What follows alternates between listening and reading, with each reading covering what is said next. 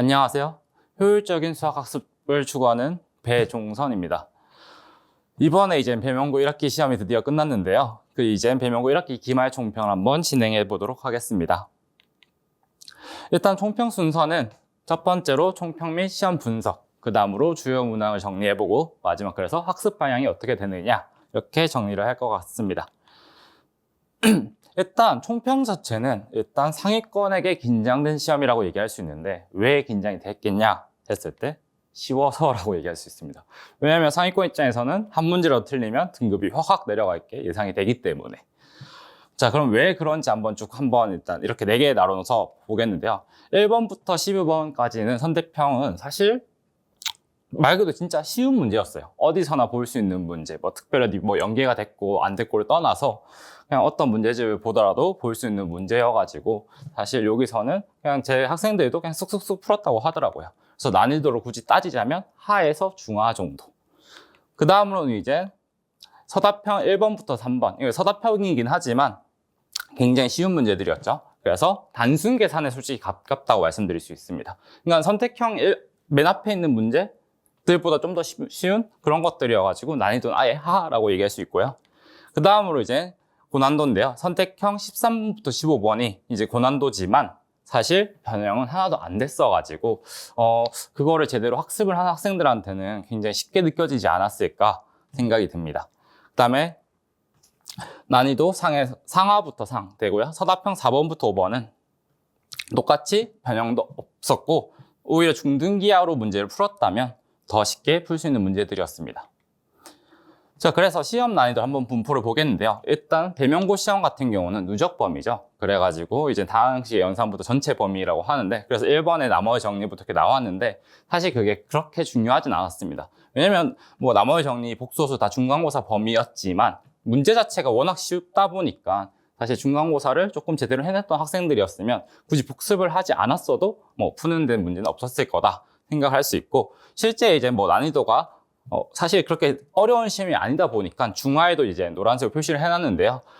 중하라고 돼 있는 것들은 대부분 이제 기말 범위에서 나온 거를, 그러니까 중간고사 이후 범위에서 나온 거를 알 수 있습니다. 직선의 방정식, 접선의 방정식, 부등식 이런 식으로 나왔었고요. 13번부터 15번이 아까 전에 고난도 문제였죠. 이 중에서는 이제 중상에서 상하, 상하 이렇게 나왔습니다. 이 문제들은 어차피 하나씩 다 살펴볼 거고요.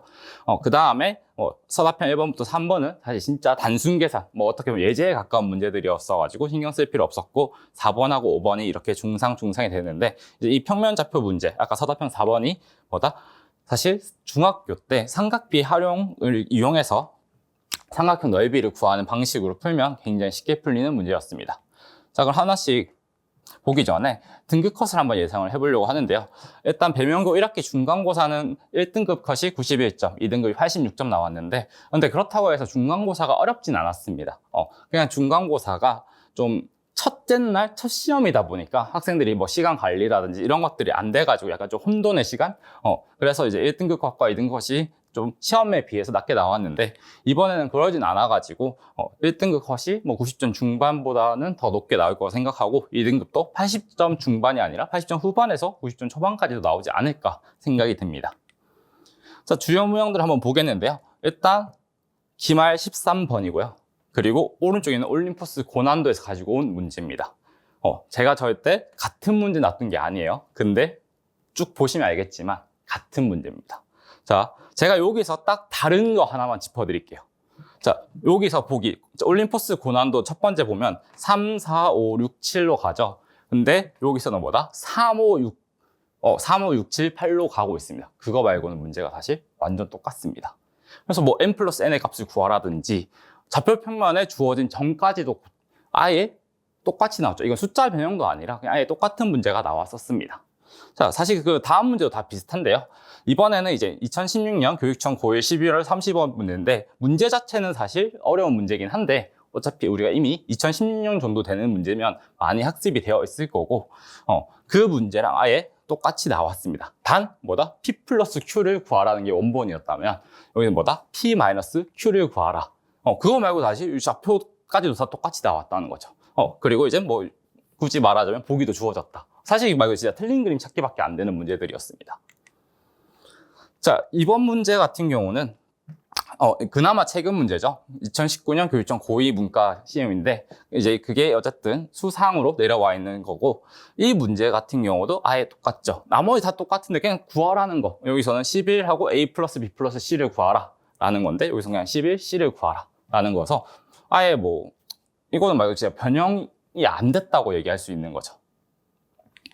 자, 그 다음에 이제 서답형 고난도 같은데요. 자, 이거는 사실 뭐 이제 어떤 특별한 뭐 똑같은 문제가 있다라는 것보다는 제가 중학교 문제집에서 문제를 가지고 왔었습니다. 중학교 문제집에서 이렇게 뭐 삼각형 세 변의 길이가 있고, 그거에 대해서 뭐 이렇게 내분점. 여기서는 이제 딱히 내분이라는 말을 아직 배우기 전이니까 뭐 B가 이렇게 주어졌다 했을 때 그때 넓이를 구하시오. 사실 이 문제도 그러면 똑같은 문제가 되는 거죠. 그래서 이 문제 같은 경우도 결국 이제 학생들한테 강조했던 건데, 결국 삼각형의 넓이는 두 변의 길이에다가 끼인각. 삼각형 넓이 구하는 공식 중 하나죠. 2분의 1 곱하기 뭐 한 변 곱하기 한 교변 곱하기 사인 A다. 이런 것들이 있다 보니까, 근데 여기서 이것들의 값만 바뀌는 게 배수가 된다. 그래서 사실 이건 암산도 가능한 문제긴 합니다. 왜냐면 지금 각각 2대1로 됐었으니까 얘가 뭐 1, 2로 줄었을 것이고, 전체를 3, 3으로 했을 때 전체 넓이가 9였을 때 곱한 값이 2로 줄어들기 때문에 전체 넓이 9에서 2, 2로 줄어들 거라는 걸 알 수 있기 때문이죠. 그래서 이 문제에서 특별히 뭐 평면 좌표를 이용해서 문제를 풀어라 라는 조건이 없기 때문에 중등기하만으로도 충분히 풀 수 있었을 것이다 라고 얘기할 수 있습니다. 고등학교 내용만으로 쓰려고 하면 뭐 굳이 이제 평면 좌표 표시해서 풀 수는 있긴 하지만, 그것도 약간 교과 과정을 벗어나는 공식을 써야 되기 때문에 오히려 이 방식이 더 옳지 않았나 싶습니다. 자, 마지막 같은 경우는 제가 이번에는 아예 사진 2장을 준비하지도 않았습니다. 왜? 모든 게 똑같았기 때문이죠. 그래서 2019년 교육청 고2 이과 3월 28번 문제고요. 이거는 이번 서답형 5번 9점짜리 문제였습니다. 사실 그래서 이번 배명고 시험 자체는 아까 전에 말씀드렸던 것들이 이해가 가실 건데, 상위권 입장에서는 이미 너무 다 학습이 되어 있는 문제고, 사실 답까지도 똑같이 나왔기 때문에 긴장이 됐을 겁니다. 내가 혹시나 쉬운 문제 틀리지 않았을까. 그래가지고 100점도 많이 나올 수 있는 충분한 문제였고요.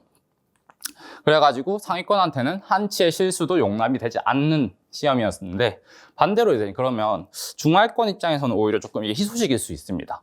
이제 사실 좀 이제 흔히 난이도가 높은 학교들 같은 경우는 사실 중위권이랑 상위권이랑 좀 넘을 수 없는 벽이 있어요.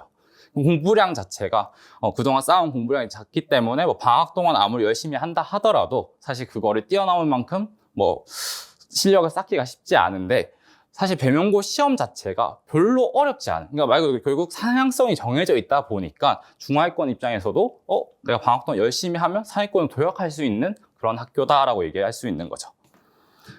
그렇다고 해가지고 방학 동안 상위권에도 계속 공부를 하기 때문에 단순히 열심히 하는 게 아니라 제대로 된 방법으로, 효율적인 방법으로 해야 된다라는 거 말씀을 드리고 싶고요.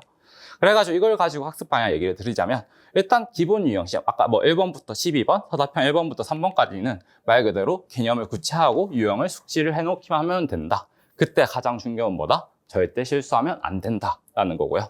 사실 그리고 개념 구체화 및 유형 숙지, 당연한 얘기라고 하긴 하지만, 사실 중하위권 입장에서는 개념이 구체화라는 게 생각보다 잘 안 되어 있는 경우가 많습니다. 아까 전에 삼각형의 넓이를 구하는 방법 했을 때 뭐 제가 2분의 1 곱하기 뭐 이렇게 썼는데, 그거 자체가 사실 중학교 때 배웠던 거고 안 쓰다 보니까 까먹는 학생들이 많다는 거죠.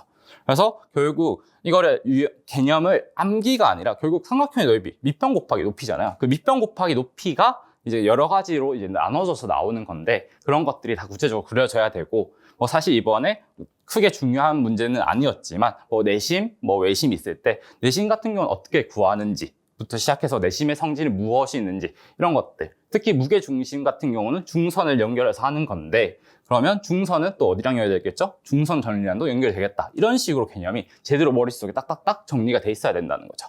그리고 유형 같은 경우도 숙지, 이건 이제 배명고라서 더 중요한 부분도 있는데, 유형을 암기하는 거는 결국 까먹게 됩니다. 그래서 숙지를 한다는 거는 그걸 제대로 이해를 해놓고, 이게 사실 큰 틀로 보면 유형 자체가 막 이렇게 막 20개, 막 30개 이렇게 나눌 수는 있지만, 그 안에 쓰이는 핵심 논리 자체는 몇 개 없거든요. 그거를 제대로 알아둔다면 결국 고1 때 내온, 예전에 배웠던 것도 고3 때까지 써먹을 수 있다는 거죠. 그런 식으로 이제 기본 유형만큼은 제대로 꼼꼼하게 공부를 해야 되는 거고, 단적으로 얘기해서 그냥 문제를 맞는다고 내가 그 문제를 아는 게 아니다라고 저는 항상 얘기를 합니다. 자, 다음으로 고난도 같은 경우는 아까 전에 대부분 다 올림포스 고난도에서 문제가 나왔었죠. 그래서 올림포스 고난도를 꼭 풀어봐야 되고, 그 다음에 주요 기출, 뭐 교육청 기출 같은 거 풀어봐야 되는데, 여기서 이제 한 가지 주의할 점이 뭐냐면, 이것들은 말 그대로 최소 조건이다. 시험 문제가 올림포스 고난도에서 많이 나왔네? 교육청 기출에서 나왔네? 그럼 그걸 해야 된다는 거지. 그것만 해야 된다는 얘기는 절대 아닙니다. 그래서 많은 학생들이, 그리고 사실 결국 시험 내는 건 선생님 마음이기 때문에 저번 시험이 뭐 이렇게 나왔다 하더라도 다음 시험은 결국 어떻게 나올지 아무도 모르는 겁니다. 그렇기 때문에 이거는 무조건 필수적으로 해놔야 되는 거고, 추가적으로 다른 것까지도 더 해놓으시면 당연히 좋겠죠. 그 다음에 마지막으로 서술형. 이건 2학기라서 좀 더 이제 강조를 하는 부분인데, 수학하 같은 경우는 여러 가지 증명 자체가 중요한 부분이 있습니다. 그래서 그런 증명 같은 것도 시험 상황 때 제대로 떨지 않고 이제 하려면 미리 여러 번 해봐야 되는 겁니다. 특히 이제 증명 같은 경우는 사실 눈으로 보면 그냥 자연스럽게 이해되는 경우가 많아가지고 그냥 넘어가는 경우가 많은데, 그런 증명 같은 거 꼭 직접 자기가 백지에 해보는 연습도 필요할 것 같습니다.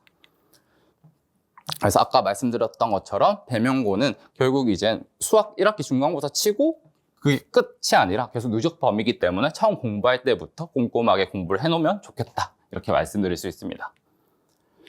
그리고 그럼 결국 어떻게 해야 되냐? 결국 사실 그 전에 가장 먼저 시험 분석해가지고 그걸 바탕으로 계획을 세우시면 이제 여름방학을 알차게 보낼 수 있을 것이다. 사실 그래서 아까 전에 기본 유형 고난도로 얘기하긴 했지만, 사실 실제 제 학생 이야기이긴 합니다. 그 학생이 풀었던 문제를 시험 때 순간적으로 생각이 안 나서 틀린 경우가 있었어요.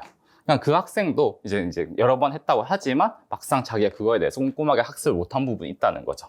그래가지고 그런 것들에 대해서 꼭 구체적으로 꼼꼼하게 아셔야 되는 거고요. 그 다음에 실수 같은 것들 줄이려면 어떤 식으로 해야 되는지 이렇게 꼭 강조하시기 바랍니다. 자, 그래가지고 그러면 그걸 바탕으로 제가 어떤 식으로 수업을 운영하고 있냐 했을 때, 기본 유형 같은 경우는 말씀드린 것처럼 개념 자체를 꼼꼼하게 다 이렇게 하나하나 목차처럼 만들어서 학생들한테 숙지시키고 있고요.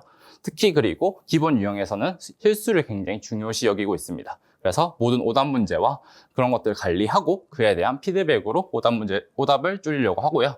서술형 같은 경우는 이제 시험 전략과 연습이 중요한데요. 특히 배명고 같은 경우는 시험 범위가 이제는 좀 확실히 많이 달라졌죠. 왜냐면 이제 도형의 이동까지가 1학기 시험 범위다 보니까 2학기가 다른 학교랑 조금 달라질 가능성이 큰데, 그래서 배명고 반이 필요한 이유가 사실 다른 학교랑 시험 범위가 겹치지 않는 부분이 있어가지고 배명고 반이 이번에 좀 더 중요하지 않을까 싶습니다. 네, 그 다음에 뭐 서술과정 피드백 이런 것들은 당연히 이제 이거 부족한 학생들한테는 혼자서 하기 어렵기 때문에 강사 역할이 중요하다고 생각을 하고요. 사실 그리고 상위권 학생들은 상관이 없지만 중하위권 학생들, 내가 그러니까 아무리 열심히 해도 아직 100점을 맞을 실력은 안 된다 하는 학생들한테는 결국 어쨌든 그 실력 안에서 최고 난도의 최고로 좋은 성적을 받는 게 중요한데, 그러기 위해서는 시험 전략과 연습도 중요하다, 이런 것들을 제가 다 수업 시간에 얘기를 하고 있습니다. 그래서 이제 고난도 같은 경우는 아까 전에 말씀드렸던 뭐 올림포스라든지 그 올림포스 말고도 여러 가지 EBS에서 쓰이는 다양한 교재들 다 분석해가지고 계속 반복 학습시키고 있고요. 그 다음에 기출이라든지 교육청 기출 같은 것도 하고 있습니다. 그리고 사실 이게 단순히 뭐 내신 대비만 하는 게 뿐만 아니라 결국 정시도 어느 정도 대비가 돼야 되기 때문에 강남권 중요 문제 같은 경우도 제가 수업 시간에 다 다뤄주고 있습니다. 그래가지고 저 같은 경우는 제가 수업을 계속 사고 과정을 전달한다고 얘기를 하는데, 그래가지고 이 문제를 봤을 때 어떤 식으로 생각해야 되는지 이런 것들에 대해서 얘기해주고 있습니다. 자, 마지막으로 수업 일정이고요. 수업 시간은 수, 금, 일 이렇게 수업을 하고 있고, 수요일하고 금요일은 6시부터 10시, 일요일은 1시 반부터 5시 반입니다. 뭐 교재는 수시당이라고 자체 교재를 쓰고 있고요. 이제 시중에 있는 개념서랑 유형서를 다 이렇게 정리해가지고 정리한 교재고, 클리닉이 특히 제가 강조 드리는 건데, 수업 전후 및 필수 그 다음에 추가 클리닉도 언제든 가능하다는 거. 그러니까 수업이 지금 수요일, 금요일, 일요일 이렇게 잡혀 있는데 지금 하얀색으로 되어 있는 부분이 클리닉이 가능한 시간입니다. 사실 그리고 뭐 검게 되어 있는 부분도 학생이 필요하다면, 아니 제가 봤을 때 필요하다면 클리닉 추가로 잡아서 이렇게 되어 있고, 이제 10시 이후로는 이제 당연히 수업은 불가능하지만 학원 자체 내에 뭐 스터디 카페가 있기 때문에, 그리고 그렇다고 학생 혼자 놔두는 게 아니라 제가 옆에서 같이 클리닉을 진행하고 있으니 참고 바랍니다. 그래서 이제 개강 같은 경우는 7월 24일 수요일 날 송파관에서 하고 있고요. 그다음에 제가 이번에 방학 특강, 수투가 좀 이제 개념이 많고 깊은 거기 때문에 선행이 어느 정도 필요한 과목이라서 이번에 방학 때 진행을 하고 있는데 그거는 월수금 9회로 진행을 하고 있고 7월 22일 월요일 날 대치관에서 진행한다는 점 참고 바라십니다. 네, 감사합니다.